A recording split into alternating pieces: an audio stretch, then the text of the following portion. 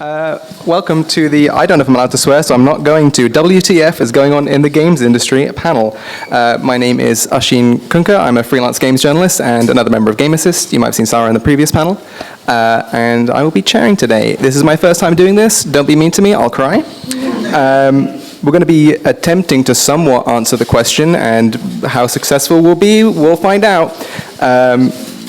Obviously, a lot of people will be aware of how radically things have changed over the past year within the industry. It is not good, spoiler alert. We've had over 20,000 layoffs across the industry in all different roles, as well as in the UK, and about 900 of the estimated 11,100 job losses in the UK last year were in the games industry alone. So it's quite clearly significant, especially considering how big of an industry it is. Billions of pounds, biggest entertainment industry. We've got a few lovely guests with us today. We have Cara Theobald here, who voice actor known for roles like Tracer in Overwatch, as well as Elden Ring. We'll also be talking a bit about Equity, the union that she's a part of. We've got Anisa and Lauren, who are representing Limit Break, a mentorship program.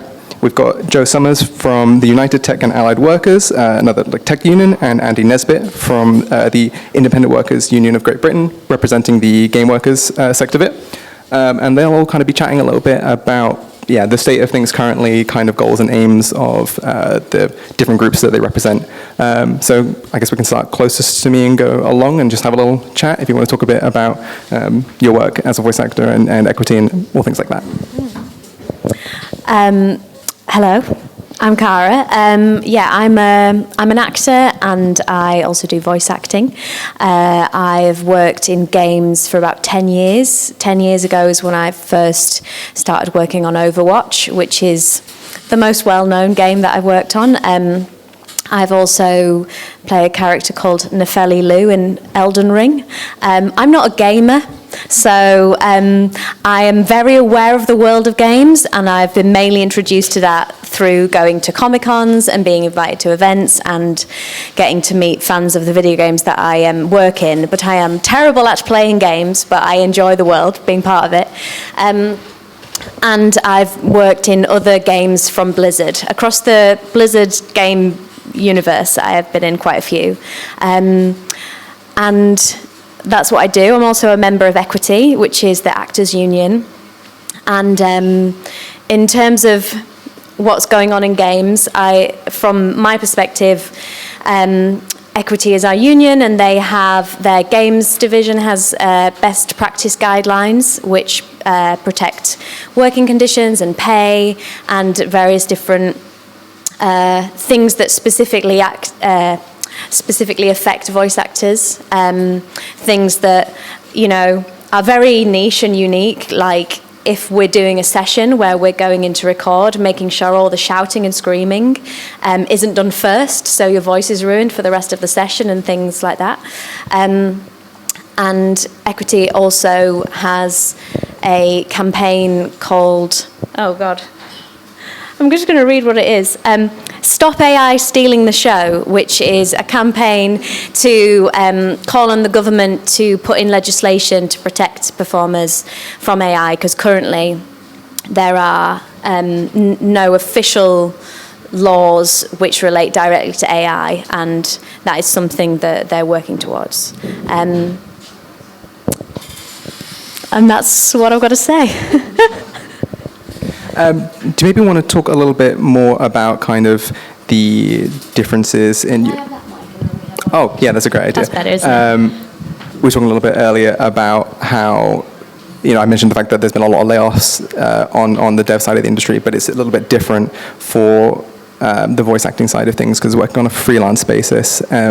What is kind of, I guess, being on that side of the fence and looking in on it and having to deal with it as a different kind of worker? So, as an actor, you are employed on a freelance basis, I suppose. So I am booked to go in and record sessions once the game already exists, the scripts are written, the game is made. So that I'm not part of the dev team, I'm not part of the company, really. I'm sort of brought in as an artist to do my one little bit. So I'm sort of less involved or affected by those issues that I'm sure a lot of the rest of the industry has to deal with. But being a freelancer is precarious and nothing is guaranteed, but that is also part of the life of being an actor, and that's not just in voice acting, that's in all of acting, you know.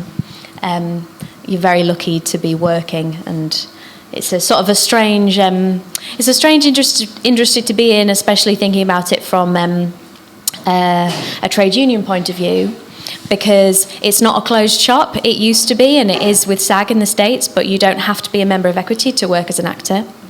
So, I mean, Equity has how many members, Sam? 50,000 members, but there are many more actors out there working. And what I think is very important is to be a member of the trade union, because, especially in voice acting, I often meet loads of great people at Comic-Cons who are really interested in getting into games and doing voice work in games, and they'll ask how to get involved. And it is very hard because it's not so niche that you can just do voice acting in games. Like, I'm an actor, I went to drama school, I have an agent, I've got an agent for my physical acting, and I have a separate agent for my voice acting. You know, it's a big machine of how it happens.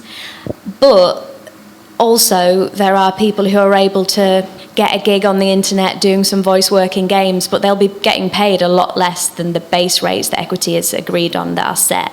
And I think that's something to watch out for, and it's really hard because also our industry is often based a lot to do with self-esteem. Like, if you get a job, you're just thrilled, you know. And so if trying to encourage being part of the collective is difficult when also someone might get a role and just be, really pleased and be like, well, I do it for free because I love it so much, especially if someone's interested in games and is excited about that world.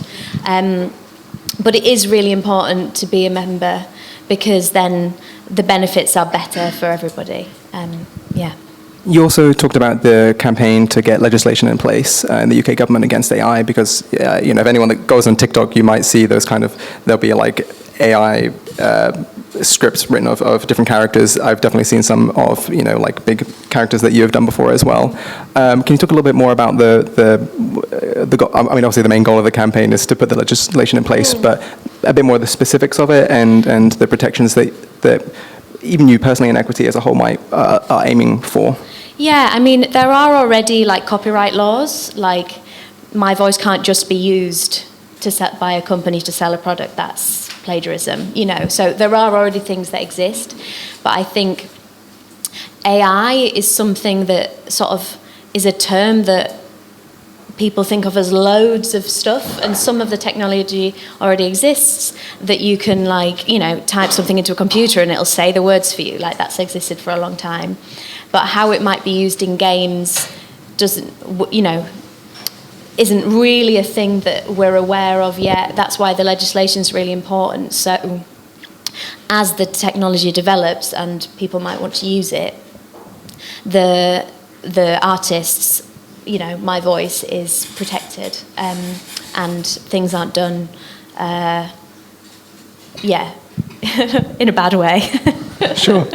And also just on what are some of, I guess, you spoke about how Equity guarantees a baseline of pay. What are the other protections that the union offers to performers as a whole, and I guess specifically voice actors in the games industry? With games, it's the sort of baseline of pay, the amount of hours that you can work in a session, how regularly you need to have breaks, also things to do with NDAs. I mean, a lot of the games that might come along to audition for, you don't know what the game is. When I auditioned for Overwatch, well, I didn't know what games really were, and I'd never heard of Blizzard, so I was like, cool, whatever. But, it had a code name, my character had a different name, I wasn't really aware of what it meant, and I definitely had no idea of the scope of what the game was.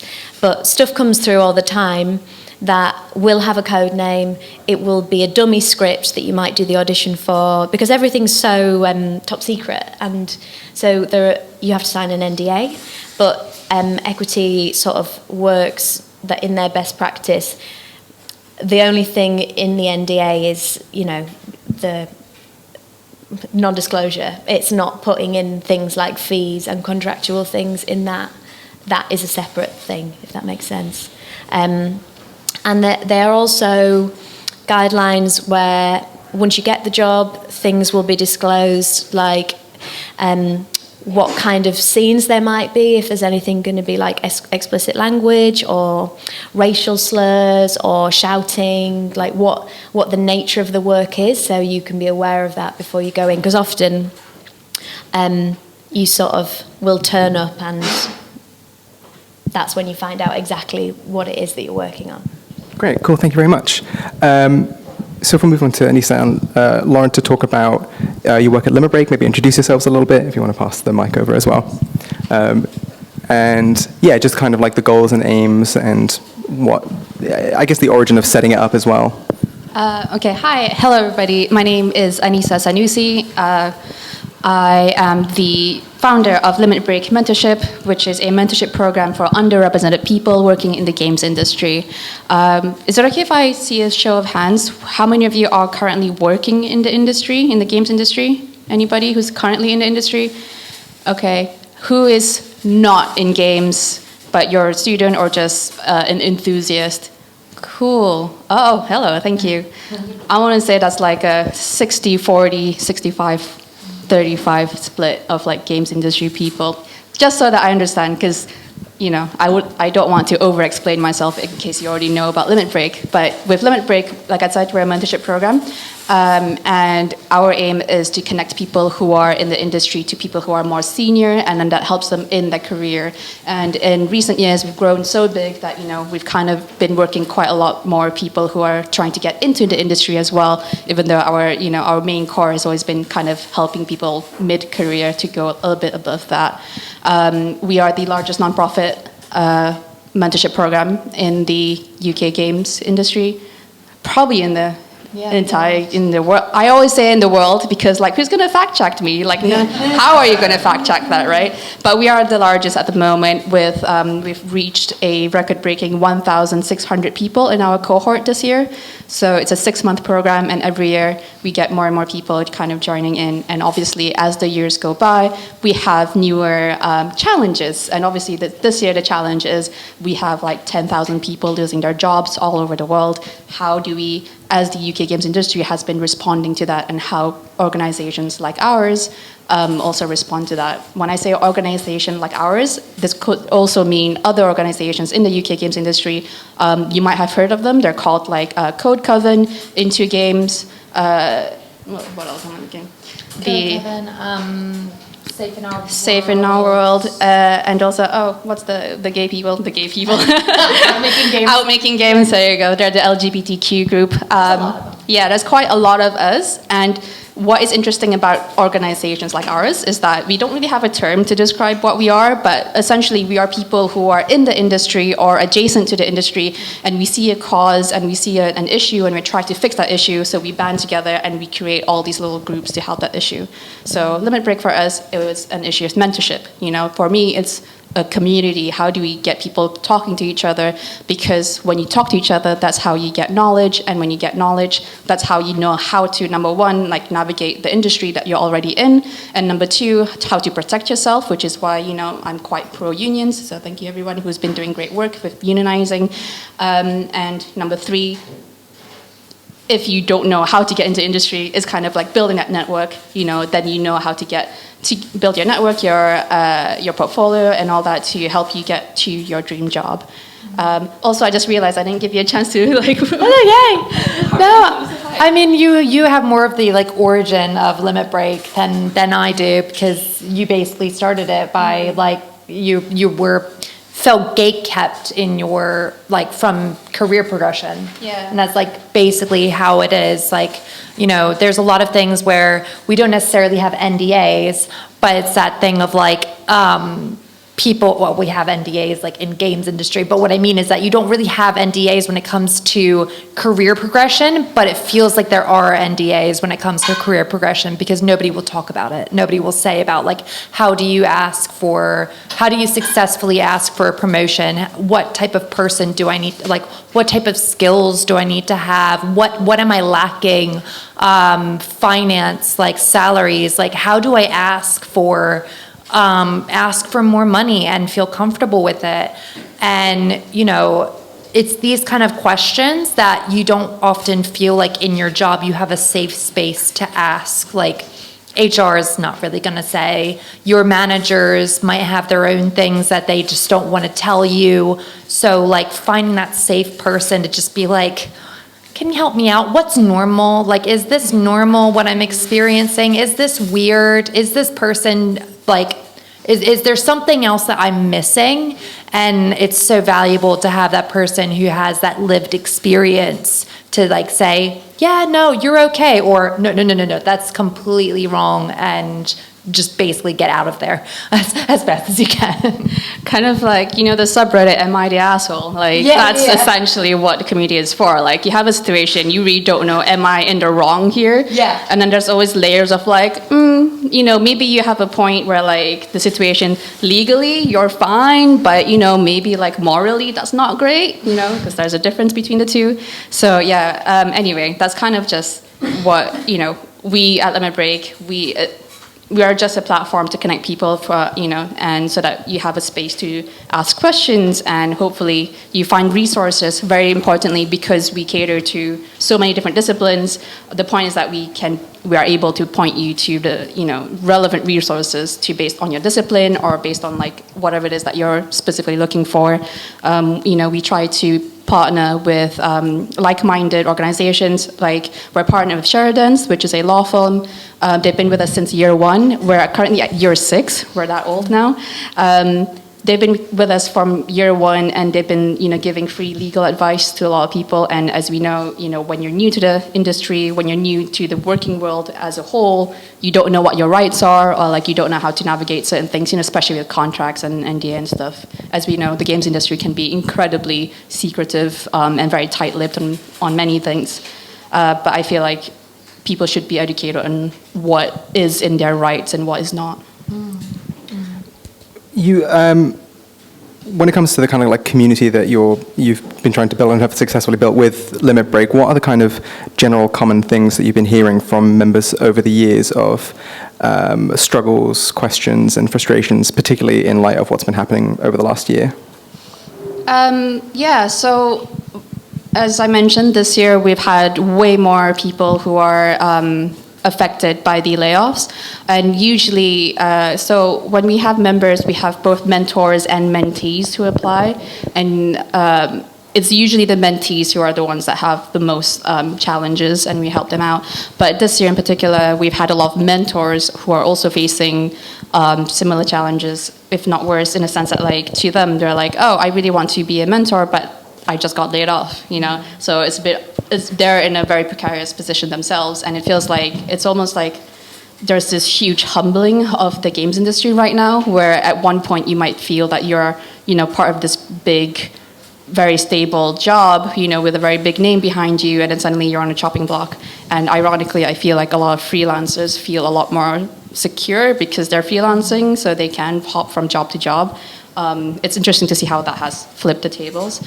But essentially, though, I feel like the issue that a lot of people face right now, there's an air of helplessness, of it feels like no matter what they do, like it's still a roll of the die, you know, if you land a job or if you're safe or not. And I feel like a lot of what we do is kind of telling people, like we're almost like we're trying to comfort people, where it's like, it's not your fault. If, you know, this is what the world is going through right now, and when I say the world, I don't mean just games industry. Like if you break outside of a games news cycle, you will see like people who are in accounting jobs, people who are in film and TV, people in any other creative industries. Everyone is going through a huge round of layoffs.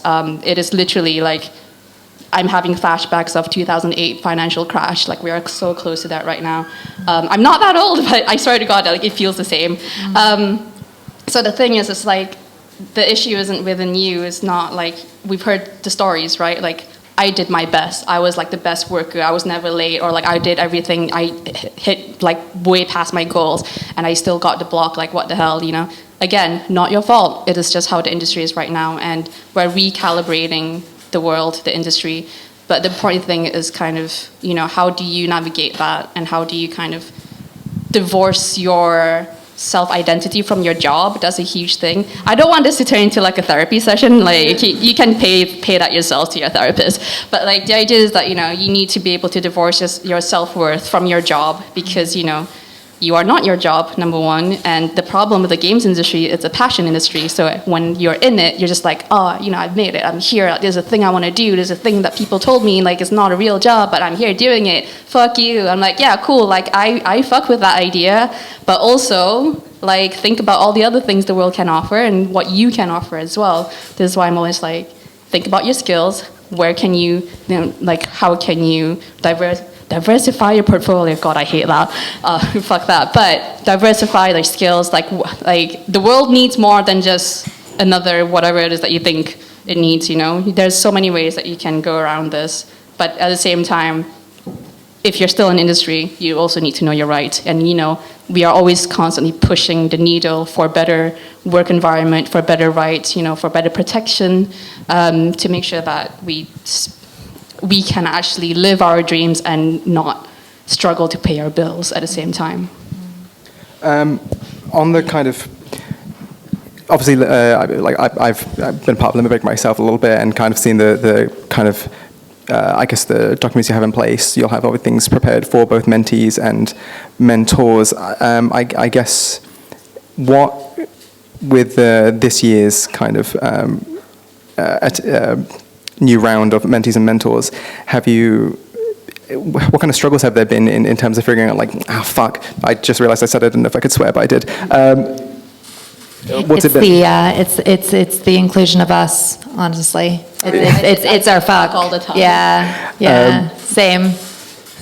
What kind of like struggles have there been to kind of guide even mentors who are meant to be guides themselves in a way to helping people prepare for the difficulties that everyone is currently facing? It's a weird one, because like I feel like I've been exposed to a lot more interesting sort of behaviors this year, like from sort of like mentee side as well. There's been a lot of harshness towards, I feel like, charity groups, particularly like this sort of, like, I understand that a lot of us are desperate. I understand that a lot of us feel helpless, but there's a lot of biting the hand that is trying to help you a lot more, I feel, this year compared to any other year. I remember at like WASD in particular, like we were hearing from people who were just kind of like, you know, we'll say, oh, we're a mentorship program, we help diverse candidates. And then it's just like, oh yeah, you know, why should I as a diverse person, what is the actual like help in that? Like, what's the help in, like, what studios, like, what are some big studios that are like taking part? And it's just kind of like, really? Like, really? Like, let's just take stock for a moment. This is a group of volunteers who are trying to help you, and you're saying that they're not good enough help. And it's just like, you know, that's heartbreaking. And you get that a lot with the sort of, the closed off approach to assistance, the ones where it's just kind of like, I need to get, and I understand where it comes from, like, I need to get to this part, I need this type of person, this kind of thing, there's no one else that I need to know other than this specific type of person. And it makes it feel more siloed in terms of the games industry itself. Like, you can be a more well-rounded person. It's good to know more than just one type of person that you know, more than one type of person. Everybody has a benefit. Everybody is deserving of your time, and vice versa. The worst thing that you can do is make somebody feel bad because they're not getting you to the next level of your career. But yeah, sorry, go ahead. Sorry, just speaking of the WAS thing, one of the mentors and committee members in Limit Break was asked to do a talk at WAS, and she was a designer, and after her talk she was cornered by someone who's not in the industry, but he's trying to break into it, and the interaction was very aggressive on his part to my committee member. He was kind of like, tell me the reason why there's no jobs going, like as if she's the representative of all game design jobs ever in the world, and he was like, and what, can you give me your email? Like, I'm going to send you my CV and we're portfolio, and you can give me feedback. And I was like, and she was really taken aback. Like, she was just literally asked to do a talk like half an hour ago. She's kind of like lending her time to help pad out this event that was losing speakers. And she was doing, like, she was at the booth. We had a booth, and she was just talking to people all day. And then this person kind of like, there's a sense of entitlement, which again, this year in particular, there's a sense of entitlement that has been rising, and I don't know where it's coming from. Probably, as you said, like a sense of desperation to really get into the industry, whereas there's 1,000 people who are already, skilled and senior positions, what have you, and they're losing their jobs. So, the job market is terrible. But again, remember, we do not control the job market. So it feels like a displaced anger, where if you can't get angry at the actual people doing the hiring at the companies, they are getting angry at us, the organizations who are trying to help people, as if we're not doing enough. And again, it's like the lack of understanding where the power actually sits, and it's exhausting, because guess what? We have day jobs, I'm working in the games industry still, 11 years, and I'm currently freelancing, doing indie games. I'm doing big tech jobs as well. I have a day job, and I'm still doing this on the side. And that's the same issue with all these other organizations. They're all volunteers. We all here, we're trying to help. And when people get desperate and angry at us, it makes us not want to do this anymore. And then what? And then once we stop it, then that's when you realize, well, what now? We started the things that we did because we wanted to help, because it did not exist when I was around, when I was starting out 6 years ago. Well, I started 10 years ago.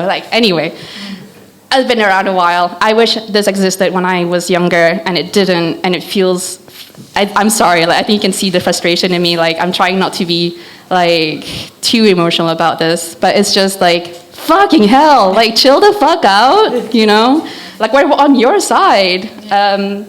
But at the same time, yeah, I think there's also this certain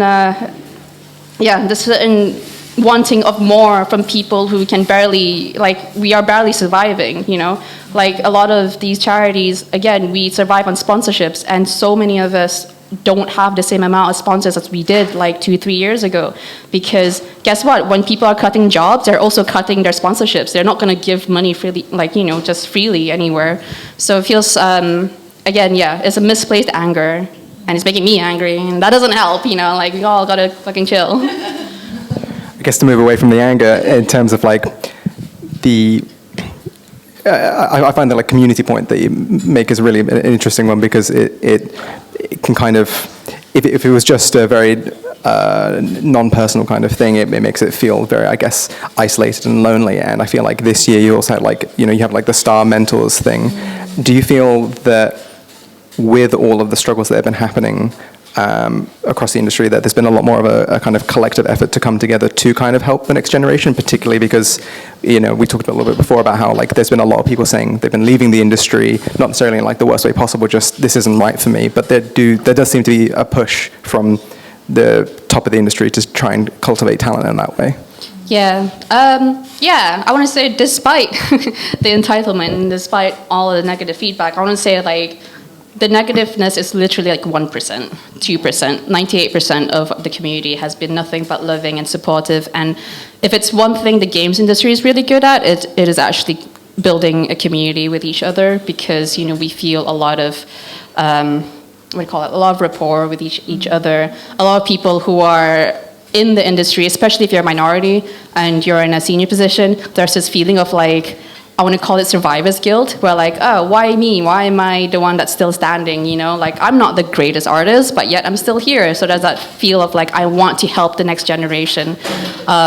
And for myself, the reason that I started Limit Break was because I had my canon event when, you know, in my first year of games, I had someone who was very mean to me to the point where I was crying at work almost every day. And I had a woman in the company. She was in a much senior position, and she was the only person who sat down and actually asked me, "Are you okay?" Like she noticed something was wrong, and she asked, and then she dealt with that issue. And from then, I was like, I really want to be that person for whoever it is that comes along next. Obviously, you know, it comes in a different form. Like I haven't had to do that in a company I work in, but through Limit Break, I have helped in several different ways. So, in a way, like again, Code Coven, into games, out making games, like Limit Break, all of us were kind of doing our own bit to help in whatever small way that we can, because that has ripples everywhere, and help can come in different forms. It could either be like, okay, cool, like you're in the industry, we'll help you go up that ladder, or you know, if you're not in the industry, we can help you get into it.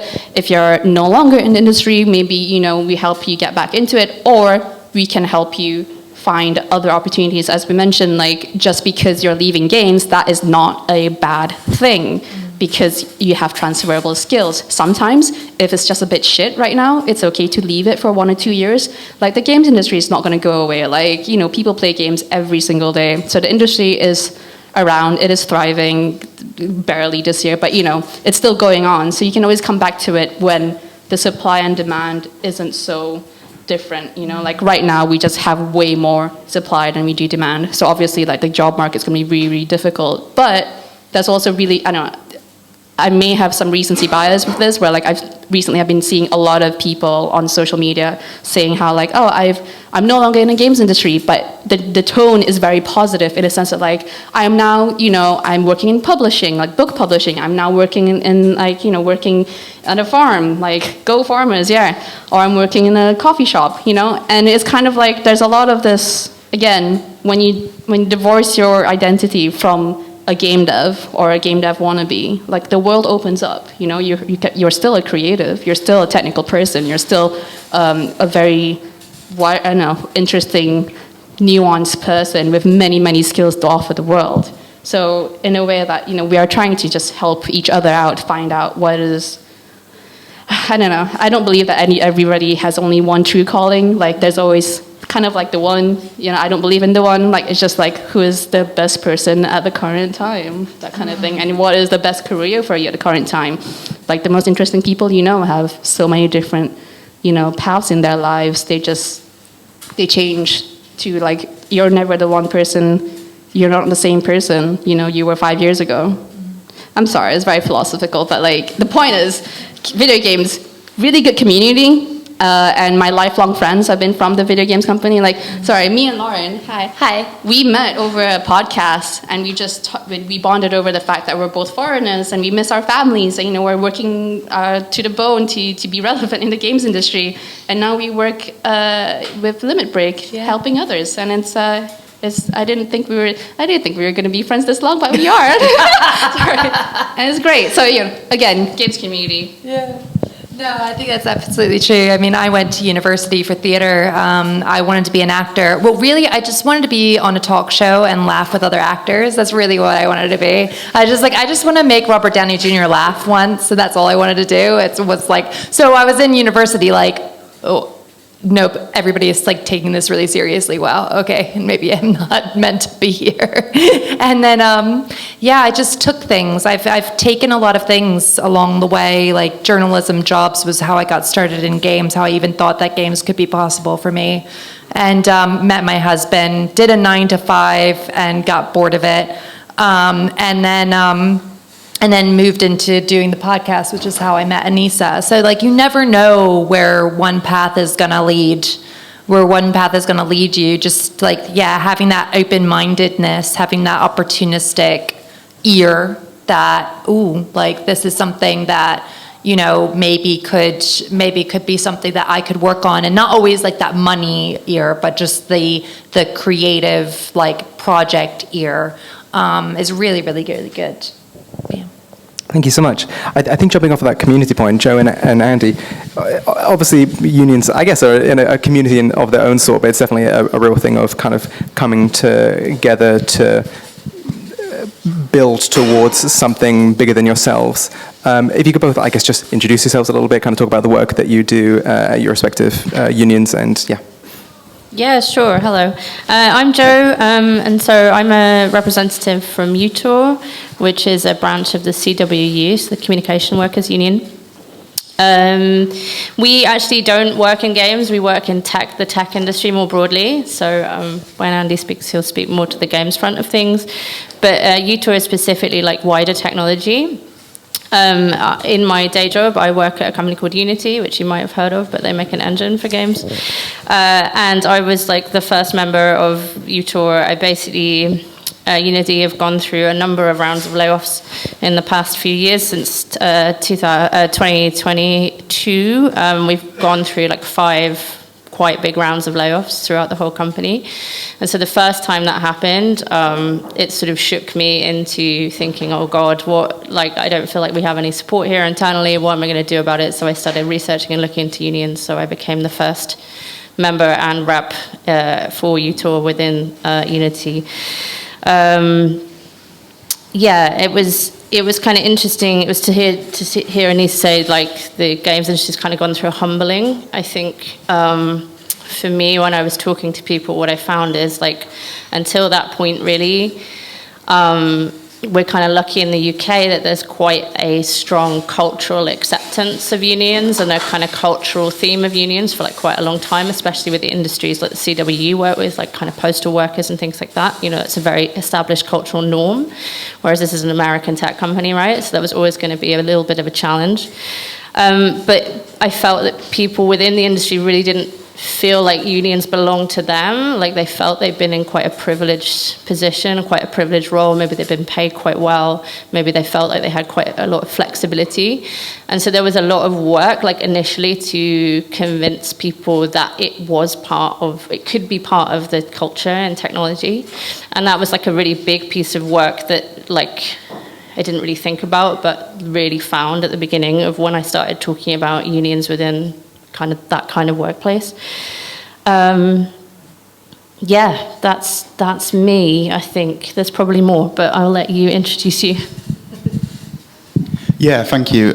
So I'm Andy. I'm one of the organisers for the IWGB Game Workers branch, which is the largest union for game devs in the UK. I'm going to talk a bit about what the fuck has been going on in the games industry, which is a question I ask myself like every day I go to work, basically. I'll just give like some context to kind of over the last couple of years, like what's happened, how workers have responded to it, and like some challenges going forward in the future as well. So obviously, as we kind of mentioned, there's been tens of thousands of layoffs over the last 2 years. This was kind of preceded by like forced return to office mandate in a lot of workplaces.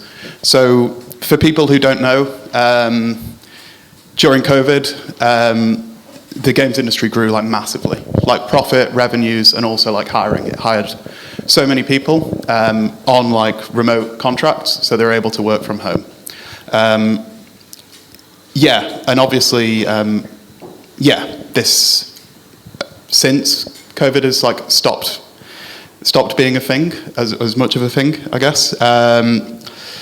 These companies have been wanting to bring people back in. There's been like a variety of reasons they've given for it, like some of which I don't believe, frankly. Like the idea that you need to be in the office to work well with people when you're working with people in San Francisco, in Poland, in Norway, feels difficult to believe, right? I think it's been a failure of management to actually manage people remotely.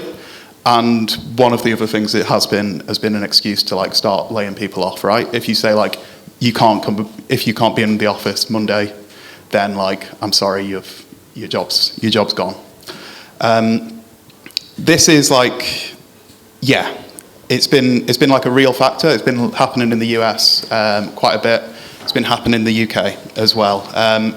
I think it's also really important to say, like, you know, if you were hired, you lived in a completely different city, you've got to uproot your life for a job which has been, like, historically quite precarious. Like, people, there's a lot of turnover in the industry. There's also been, like, layoffs historically. Like, for you to be uprooting your life to move to a completely different city, completely different country, right? There's a lot of people, I think 20% of the UK games industry weren't born in the UK. And I don't know if anyone's noticed, but housing in this country is also fucked, right? So, like, trying to find a house in a city that you may have never been to has been, like, a real problem for a lot of workers in this industry. And, yeah, it'd be remiss to also say this, how this impacts on people with caring responsibilities, with disabilities as well. They've been, like, hit phenomenally hard by this. In the UK, we've been organising around this in a company called Rockstar, so some of you may have heard of.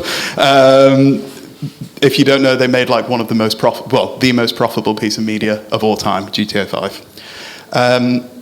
They forced workers back into office 3 days a week, and then recently 5 days a week. Our union members there wanted to take action on this. By putting together a petition and by like going to the press over this, we've seen like union membership rocket in Rockstar. I didn't mean to do like a half pun there.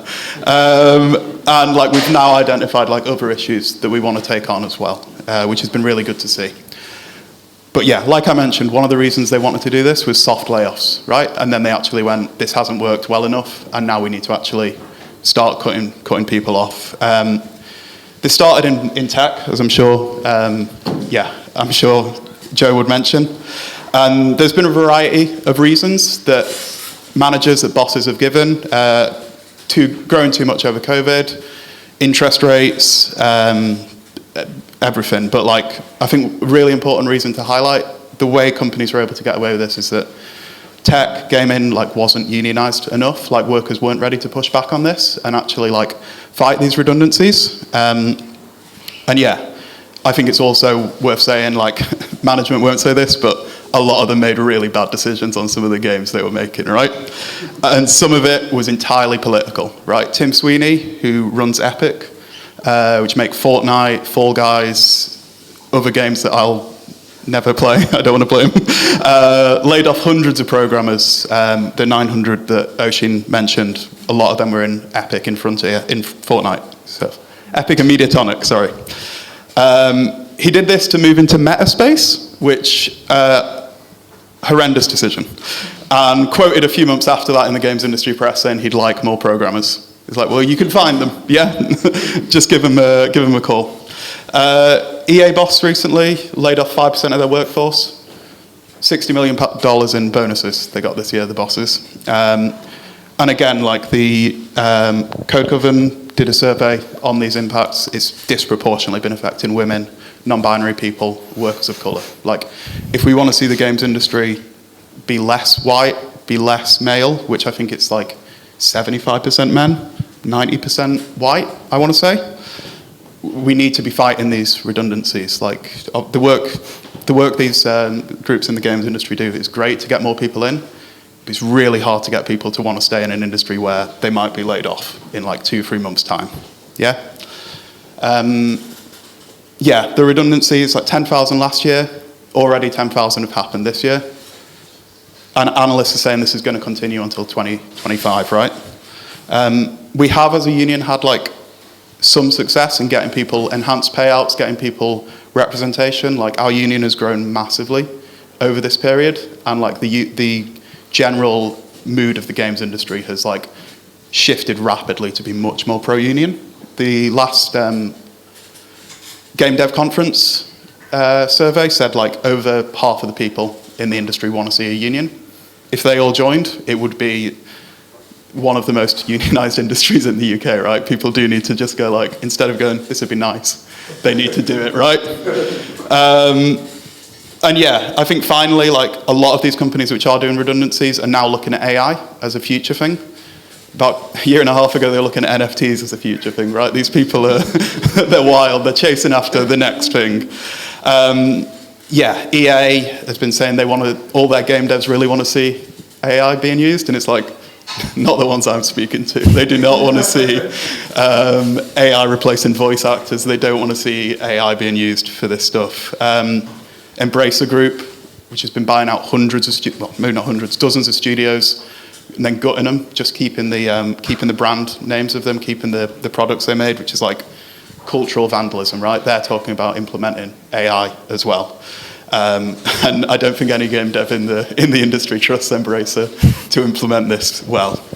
But yeah, I don't want to end on just doom and gloom.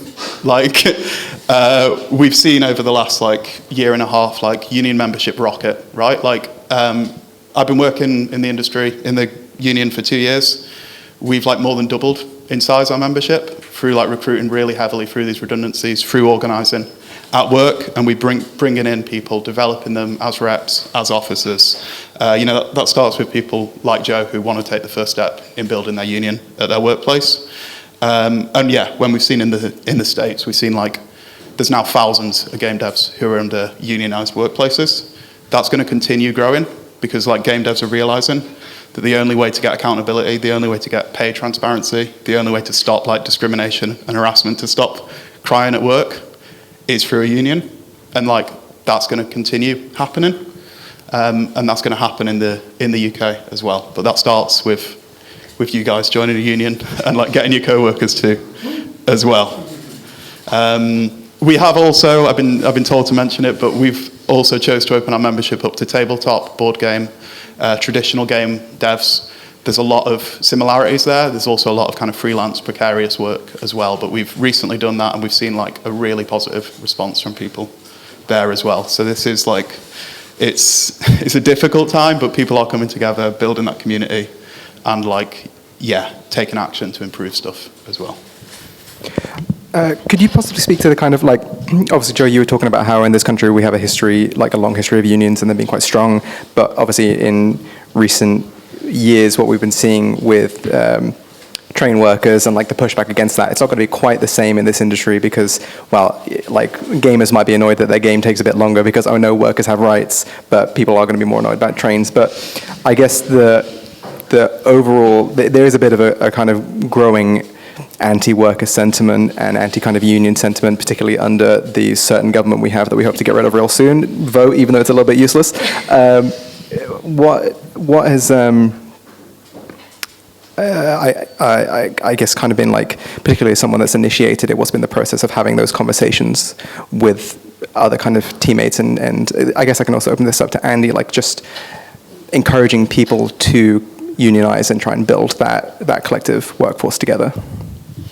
Yeah, like I said, it's really sort of touching what I said about this kind of initial hurdle of people really not necessarily recognizing it being for them. I think that is actually slowly changing because even maybe because of the negative sentiment, people are seeing like, oh, people are kind of pushing back against this, and actually this seems like really helpful and useful, and so in a way that's actually been a more positive thing, I think, for at least people sort of thinking about it in the same space.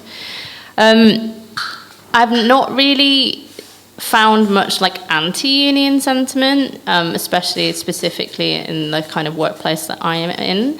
It's basically been like either indifference or confusion. Either you have people that are quite positive and kind of understand the benefits that it will bring, or you just have people really not understanding what a union can do for them. And I think that's really the starting conversation. So some of the things that I did at Unity was we had sort of like, we had social events, so we had like a kind of like buffet and drinks and stuff, and people would just come along and they could basically just ask questions, and most of the questions were like, what can you do for me, right? So that's a kind of another cultural shift as well of like, you're not hiring the union to support you, you are becoming part of the union, and together you can stand up for things that you believe in and you think are important.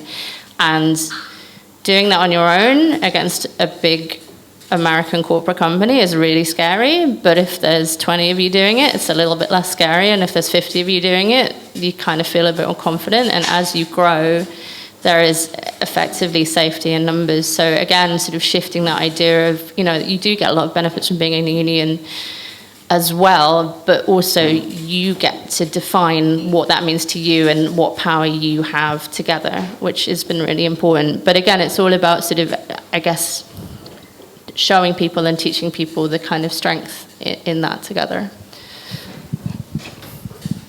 Yeah, thank you. I mean, I think Joe's answered that question really well. Like, yeah, particularly around like, you get to form your own union in your workplace and you get to kind of decide how it's run and how it's built is like something that's really important to get across to people. Also, obviously, like game dev originated at a time when unions in the UK, in the US have been like crushed. Basically, a lot of people didn't know what a union was until bosses started firing all of them, and then they were like, "Yeah, it's time to find out what a union is and to like join our union as well." I know you touched on kind of like the rail strikes as well. I do think like kind of this was pre-layoffs, but every time Mick Lynch was on the TV, we had members joining. Right? People were like, "I like this guy. I like what he's saying. Things have been fucked in this country." I've sworn out as well. Things have been fucked in this country for too long, and it was a great opportunity for people to go like, why is this happening in rail? Why is this happening in postal services? Why is this happening in education? And they're like, people were going like, we should form unions as well, which was really good to see too. Can either of you speak to the kind of, I guess this might be more directed at Andy, but like with the growing, you've noted how much it has grown, people coming to you to being like, how do I start a union? I guess maybe talking a little bit, not necessarily specific details, but the conversations you've been having with developers and the kind of the personal struggles they've been having, and I guess also helping them through this layoffs process, because if someone's been laid off, then a union at that point is no longer, I guess, helpful to them, especially if they're new to it. So what has, I guess, been navigating that, because it's a tremendous amount of work to do as well for yourselves. So I guess, yeah, speaking to that as well. Yeah, it is a tremendous amount of work. I would have prepared more for this if Sumo Digital hadn't started laying off 10% of their company. And yeah, you're right that like, when you get the notice that you're at risk of redundancy, like there is stuff you can do, but like having built a union in your workplace before that, you'd be able to take so much more action. You'd be able to reach out to people. The timelines for redundancy in this country are like really short. Like we're talking 30 days of like negotiation between like people who've just been elected as reps and they've never done this before, and like speaking to management, speaking to HR. Yeah, like we've tried to, and we've done this quite well. We've done this quite successfully. Get people into the union, get union members elected as reps. Bring workers together in Discords. I'm now in hundreds of Discords, most set up around redundancies. Which, if you told me 3 years ago I'd be spending my life on Discord, I would have. Where was I? Getting them together, encourage them to join a union, and like come up with questions they want to ask management, demands they want to put forward to management. But also then trying to use that time after redundancies to be like, you're still here, like.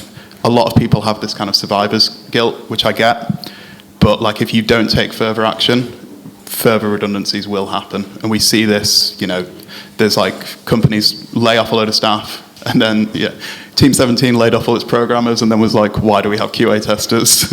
And then they started laying off all the QA testers, right? Like we need to use this as an opportunity to start building unions in all of these workplaces that have been affected, because it's not just redundancies that's going to happen. It's going to be like pay freezes. It's going to be bonus freezes, cuts to like other benefits in the company, and just in general like workload increasing as well. So like we've been really trying to push this angle of like organise before redundancies happen, organise after them as well, organise through them too. Okay. I don't know. You've been through so many layoffs as well. I was going to say, you think the process in the UK is rubbish. You should see it in America. It's non-existent. So in a way, we're sort of lucky to at least have a legal process that a company must adhere to. And I think, again, we should see it as unions, we should see it as an opportunity to support and educate people before they get to that point so that they are actually prepared. If you've never spoken to, had a scary HR meeting before and you're an elected rep, it's terrifying anyway, but if you can work with the union to basically support and help you before that and basically train you to be able to handle that conversation, it's really, really valuable. One of the most heartbreaking things for me as a rep especially is if something happens to somebody at work and they're not in the union and then they come to you, like technically you're not supposed to help them. Obviously I'm soft and weak, so I do my best to help them. But, you know, it's sort of like an insurance policy as well. Like hopefully like nothing will go wrong, nothing will happen, everything will be great. But if it does, we can support you and we train you to have the skills to be able to speak up for yourself and support for yourself in the workplace as well. And they're not that scary, HR, they're just doing their job and they're just people and you can say the right words and they generally back down. I guess another kind of issue that we have here, and like there were a lot of conversations because of Mick Lynch again as well about how other unions can't really strike in solidarity with each other. I guess this is kind of like a question for anyone really, because obviously Limit Break is not a union necessarily, but the difficulties of being unable to there's a lot of sentiment on, you know, Twitter or X as it's apparently called now, of expressing that solidarity, but it's going to be a different kind of conversation behind the scenes of like the actual legal risks of expressing that solidarity. How do you navigate that in trying to, you know, we're talking a lot about community and collective action today, but we are living in a country that very much tries to dissuade that. So what is it kind of like navigating on that front? Oh, I don't know. That's quite a hard question. Sorry. That's all right. I think, like I sort of said before, you can kind of flip that narrative a bit. Most people I've met in my workplace aren't Tories, so it's generally like not too hard to be like, are you sure that's a good idea? Like, you don't like those people? Like maybe like what they're saying isn't the correct narrative here. So yeah, I don't think that I've seen that's had too much of a like negative effect. Mm-hmm. It's more, for me, from what I've seen in the tech industry, it's more scarier from the inside than the outside. And that's why it's really important to organise. But yeah, have you got any thoughts on that one? Yeah, sure. Yeah, I mean, unfortunately, we're not in a situation where, you know, people at Unity would strike over redundancies happening in a different workplace.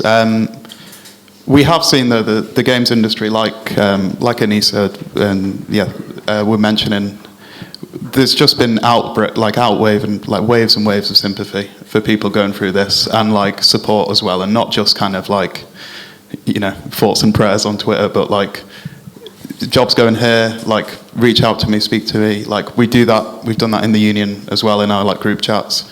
It is a difficult thing to work through, but like, yeah, it is one of the things to point out is just like we mentioned, just how supportive people are in this industry and how much they do want to see it change. So yeah, it's a really difficult thing to deal with, but like people are doing the best that they can as well, which is really heartening to see. Again, this is kind of an open question. Do you think there's other industries that we can look towards, other creative industries that, obviously film has been around for much longer than games has, and so in some regards they are a bit more equipped to deal with this scenario, despite the fact that the film industry is also struggling a lot at the moment. I guess are there kind of particular places you're looking towards to be like, hey, this does this thing good, this is what we should do, this is the action we can take?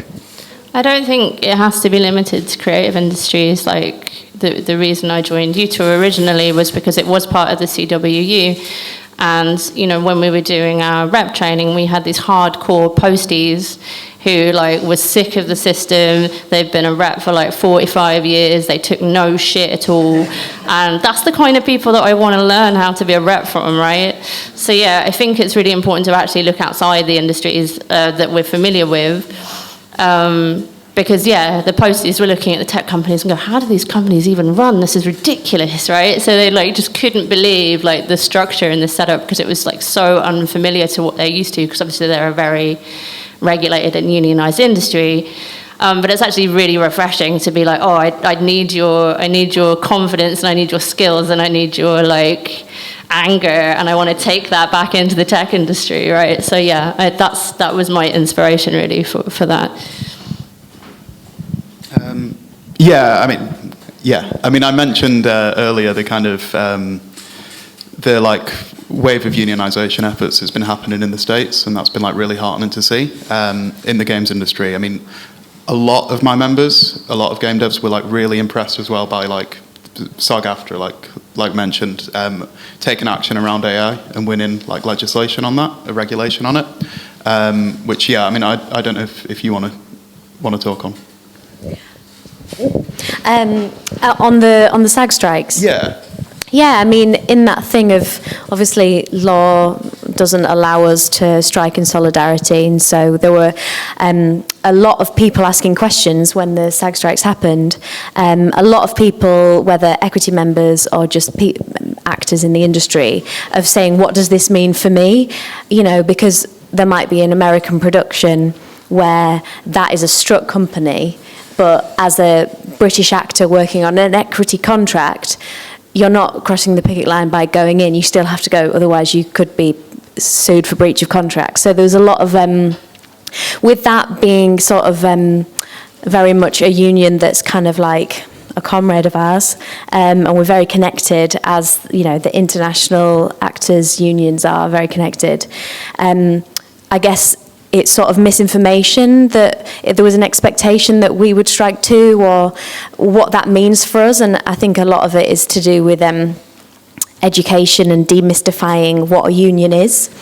I think in equity and being an actor, because like I sort of touched on before, it is an industry where it might be your dream to be an actor, and if you get the opportunity to do it, you feel like you've won the lottery, and so you would just do it for free. Plenty of actors do it for free, you know. That's what amateur dramatics is, it's what youth theatre is, like knowing that you are also a worker and that you can be represented and you have rights is sort of different. And I think the sort of educating actors that being part of the union, a bit like what you were saying, Joe, like being part of the union is you are a member. It's not a service that you sign up for. Like lots of actors have other services we sign up for to be part of casting databases and things like that, that you pay for and are expensive. And your union dues can feel like, well, I'm paying for a service. What's equity ever done for me? So learning that it's not something, I mean, it is working for you, but you can be part of it and work for it. And within Equity, they have an amazing social media department, which I think is doing great stuff, and an amazing website where a lot of like the FAQs with the SAG strikes happening were being answered, which was super helpful. And actually, I think it was really good for us, putting out a statement of solidarity, but also being clear on what the law is and how that affects us, and maybe we should question the laws rather than go on strike and get in trouble or lose your job and that sort of thing. But it was very helpful because I think a lot of people learned more about what the union was, and in quite a unique sort of creative industry where a lot of people are actors but aren't necessarily working or do other things as well. It's important to know, what actually being a member of a union is, and so it was very helpful. Everything and all the conversations that were brought up with the SAG strikes were very helpful, and very helpful in terms of when Equity comes to their negotiations on agreements, but also in terms of like political education was very helpful as well. Thank you. I guess kind of maybe to end on a kind of positive angle, like we're talking about roughly what is going on in the games industry currently. I guess if anyone on the panel can speak to limit breaks goals for like kind of the future, so we can say come back here in 5 years and then say what the fuck is going on, but maybe being like, oh no, everything's great now, we all have money, and the same thing with unions and like what the kind of, again, like there's been a lot of growth there and a lot of growth with limit break, what you're hoping to see in a nebulous amount of time. Whoever wants to act. I think in terms of UTAW getting a recognised union within a tech company in the UK would be an amazing goal. So hopefully that's something we can work towards. Yeah, pretty similar, really. Yeah, the game sector, the tech industry is like horrendously ununionized. I really hope and I believe that like pretty soon we will see that change, and we will see like recognition agreements happening in the games industry. Yeah, I'd love to see that. I'd love to see, you know, union membership being just a really common thing in the industry. It's like just a standard thing for everyone to be in. I think that'd be great to see as well. And yeah, I think also like changing the industry so it's not just kind of like I said, 75% men, 90% white, and a lot of people from kind of like relatively well-off backgrounds starting into the industry as well. I think there's like some real challenges to be made in terms of like changing how the industry is, and I really hope and I believe like our union can be a really important part of that too. I mean, with Limit Break, and obviously Anisa has a lot of goals as well. But like, I mean, one of the foundations was diversity, like getting diversity into leadership positions, because it's a case of culture. You know, it's like this thing of lived experience. If you haven't lived it yourself, it's very difficult to get into that mindset. You can have empathy, but like having people at the top who have that lived experiences, and allowing them to encourage more people to come in would be really great. We love seeing mentees return to be mentors for people, paying it forward. We also are really hoping to help create a more empathetic mentoring experience. We offer a training program where people can come in and learn how to be empathetic mentors to their mentees, as well as a lot of we care a lot about accessibility, and we have such an amazing group of volunteers who are really trying to help us with understanding almost like what the baseline should be as far as making accessible events and accessible platforms for people. I think that's something that we do quite well. But yeah, go. Yeah. Limit Break, we are like 6 years old at this point, and it started off as a women and gender diverse initiative, and then we opened it up to people who are LGBTQ, and then we opened up to POC, and then we opened up to people with disabilities. As you can see, like that, you know, that is kind of like growing, and only one very specific demographic that we're not catering to. And honestly, the whole underrepresented thing, as the catch-all term that we're currently using, I would love for Limit Break to not only cater to underrepresented people. You know, I would love to see the industry in a way where it is diverse, where it is like people have equal opportunities, you know, and it's not just a single demographic that is in the leadership positions of power, because we talk about representation for years now, and it's always about what you see on screen, what you see in your video games. I want to see that representation in the people who are making those games, not just making the games, because we know a lot of people are in junior positions who are diverse, but I want to see them in positions of power, you know, and the whole like get rid of the survivor's guilt of like, why me, like why wouldn't it be you, you know, that kind of thing. So it'd be really great in some future, maybe 10 years time, we all have money and capitalism has gone down in flames, you know.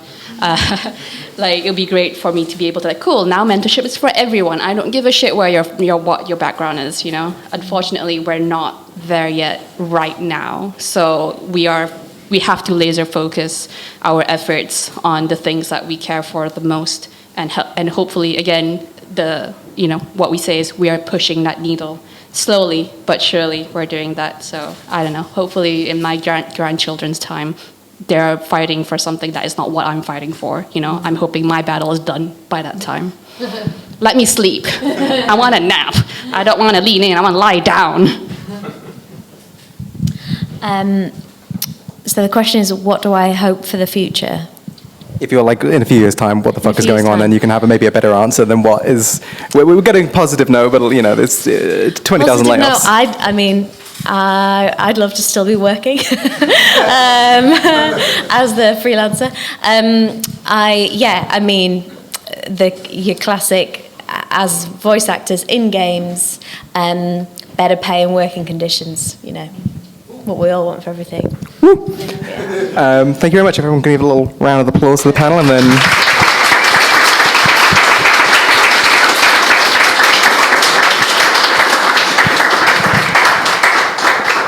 We've got some time for questions as well, if anyone wants to ask anything specific to anyone that's on the panel here, if anyone has thoughts, or you know, if anyone's like, how do I unionize? Maybe keep it lesser than that, but in that direction. Yeah, just on, we're probably getting an incoming Labour government next, and just wanted to know if there was some things that the new Labour government could do to make life easier for trade unions. What would that be?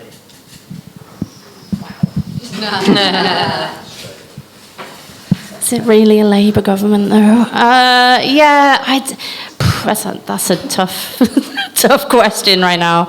Well, I have to see, I guess. I'm not personally confident that there's going to be a massive amount of cultural shift or change around that. You'd like to hope so from a Labour government, but what can you say? Maybe Kaye will surprise us all. What could they do? Not be Tories, I guess. It's a difficult ask. What do you think? Yeah, I mean, they are kind of struggling with not being Tories, to be fair. One of the things Labour has been talking about is this New Deal for working people, or they keep rebranding it. Some of the stuff in that is talking about like improving rights for trade union recognition for visitation to workplaces. Obviously, like Labour hasn't had a great track record of doing that when it's actually in power, but they are also talking about some improving kind of employment rights from day one, which is a huge problem in the games industry. Like, people don't stay in the industry in one workplace for 2 years, and therefore, like, people just can't like discriminate against them, and that's their only right at work. If they did that, which they say they're going to do in the first 100 days, again, we'll see. That would be something. But yeah, we do have to wait and see, I guess, or like push them when they're elected as well to actually implement what they claim to want to do. And just to be like clear about that, because like I didn't know this until I joined the union. You basically have zero legal enforceable workers' rights until you've been in a company for 2 years. Like, I had no idea about that. So if you're in a company that's, say, anti-union, if you've not worked there 2 years, you don't even want to be shouting about that, right? So yeah, it's a really tricky position. So yeah, that would be a real help if that did change. Any other questions that anyone has? So, as a consumer of games, obviously I can't unionize, but something happened recently. BioWare, who makes Dragon Age, they're releasing a new game at the end of this year, but last year they laid off many writers, many of them veterans, and it's caused a conflict within a lot of fans because, you know, the writers are the ones who bring it to life, and we want to play this game, but we don't want to give money to this company that is screwing over the people who have been making this. So what can we as consumers do to sort of support this movement of facilitating better working conditions for game developers and such? That's a really great question. My gut response was torrent the game, which I'm probably not even allowed to say. But in terms of like proactive support, I mean, actually as consumers, you generally have more power than you realize, and you can make more noise than you realize. Like, you've probably seen, like, locally, like politically, probably boycott actions recently have been causing a lot of change and a lot of pressure. I don't know if you've seen like the boycott Barclays for bans action. That's been a big one recently, but like Barclays is now pulled out of supporting Latitude because of people not wanting oil money and creative arts. So actually, as consumers, you do have quite a lot of power to make noise and put pressure on companies where you see, you know, things and, you know, not like if they're not supporting the things that you think are important. Has anyone else got a better answer? The way game development works is that if a game has been in development for like 3 or 4 years or however long, those people are already paid, you know? So don't worry about like, oh, if I don't buy this game, it's not supporting the people that I like. That is only true if it's like a small indie team, in which case they need the revenue to recoup like whatever they put in. But if it's like a big corporate game, yeah, you can just pirate the game. I don't give a shit, yeah. But also like, there's other ways of supporting in a way that like, you know, similar to how YouTubers say like, if you don't have the money to pay into my Patreon, just, you know, word of mouth, like tell people about my channel. Similarly, don't talk about the game, you know, play it in secret. Who gives a shit, you know, like do whatever it is that you want to do. But, you know, you can also, if there is a particular artist or writer that you really, really like, you know, most of them tend to have some kind of online presence, in which case you can support them through that. I've actually done that before, where like I had a concept artist I really liked, and he, like, dude was just making like, I don't know, web games, because that was all I was playing, and I followed his career, and I was like, oh, you played this game, like you made this game, I'm gonna buy this game specifically for you.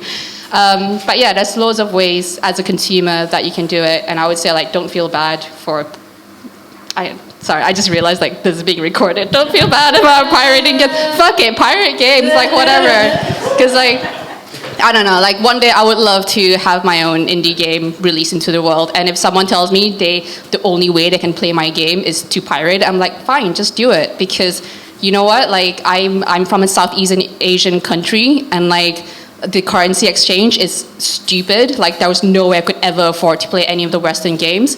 So like, I'm from like a region where all of our games is pirated. Like there's a whole industry of pirated games in Southeast Asia. And if it wasn't for that, I wouldn't be in the game industry now, because that's what I grew up with, you know? Like I would, like I know artists in big bands who also don't give a shit if their music's being pirated, because you know what? Like at least they're listening to my music, you know? Same for me. But yeah.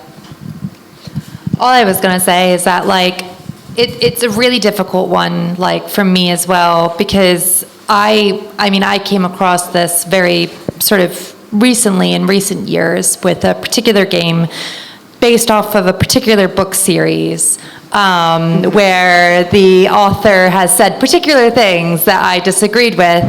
And how I got over that as a consumer was just, what's the importance of me playing this game? Ultimately, like, I mean, it's really hard because that game still sold buckets, and I'm talking buckets. It sold a lot because of how just capitalist things are, and how invisible some people, like invisible some campaigns are to the average person, the normies. And, you know, I ultimately had to think like, is it really just such a necessary thing for me to play this game when I disagree so much with what's being advocated? Like, it's a game. It's just a game. There's a ton of other games I can waste my time with that are made by much better people and much better companies. You know, I mean, I sunk 500 hours into Baldur's Gate 3. And I'll play it again, because I freaking love it. But yeah, I think it's like that thing of just understanding, like, realistically what is actually important in life. And what's important is to support the people and the art that you love, you know. Sorry, on the note of piracy, I do buy games that I don't play. So that's how my penance is that I have played, like I paid for so many games, you know, and I just don't play because I don't have the time. But however, they're my friends, you know, like here, have my £5 or £10, however much your game is, you know, like whatever. Swings and roundabouts.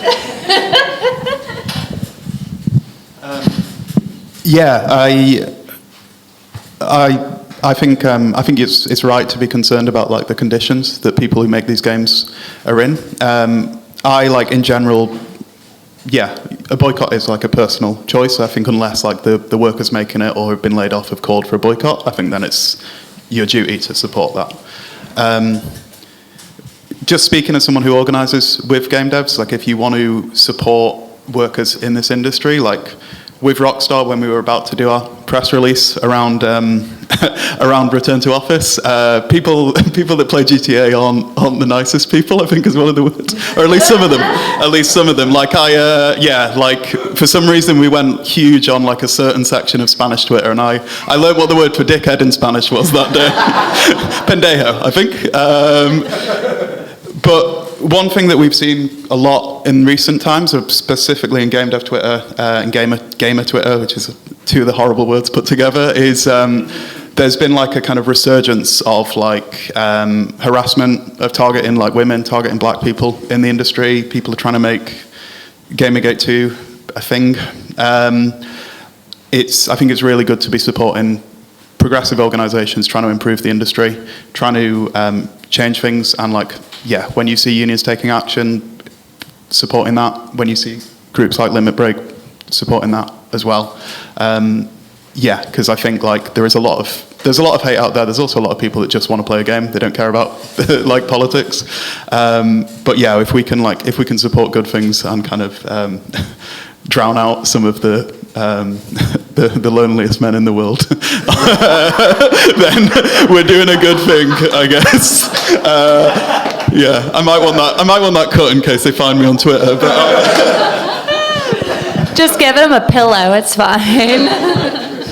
And I think also putting like any like games cost like £60, $70, whatever these days. There's things like the Queer Games bundle, which costs the price of like a full AAA game and has like tons of games in it. I think it's running currently now. Go do that instead. You're much better off. Yeah, looking where to put your money in better places there, because like the revenue is split evenly. Things like that. We have time for like one more short question, I think, if anyone has anything else. Grand. In that case, everyone clap again for these lovely people.